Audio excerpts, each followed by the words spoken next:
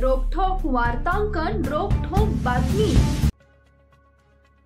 अश्विनी रुग्णालयात नवीन MRI व GICUचे उद्घाटन।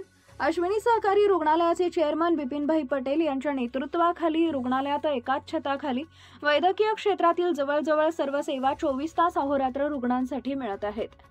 नागच्या मार्गदर्शकचे तत्वानुसार रुग्णालयाच्या पहिल्या मजल्यावर गॅस्ट्रो एंटरोलॉजी ICU म्हणजेच GICUचे नूतनीकरण करण्यात आले।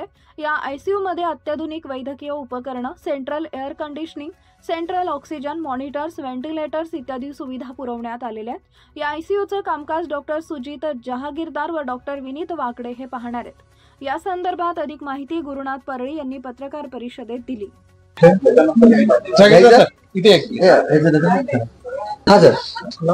आज अश्विनी हॉस्पिटल मध्ये नवीन MRI चे उद्घाटन झालेले आहे 1.5 टेस्ला। या MRI चे वैशिष्ट्य असे आहे की याच्यामध्ये एक डेडिकेटेड कार्डियक सॉफ्टवेअर आहे, म्हणजे हृदयाच्या विविध आजारांचे याच्यामध्ये निदान करता येते, त्याची तीव्रता समजते। आजपर्यंत सोलापूरमध्ये बरेच MRI आहेत, पण याच्यामध्ये हृदयरोगाविषयी तपासणी असण्याचे कुठलेही सॉफ्टवेअर नाही। ते आज अश्विनीमध्ये उपलब्ध झाले। याच्यामुळे बऱ्याच लोकांना, हार्ट अटॅकच्या पेशंटना, कार्डिओमायोपॅथीच्या पेशंटना, अरिथमिया असलेल्या रुग्णांना व जन्मजात हृदयरोग असलेल्या सर्व रुग्णांना याचा फायदा होतो। नमस्कार, मी doctor Sujit Jahagirdar, medical gastroenterologist. Ashwini hospital येथे आज आपण एक नूतनीकरण करून एक गॅस्ट्रो ICU असे तयार केलेले आहे।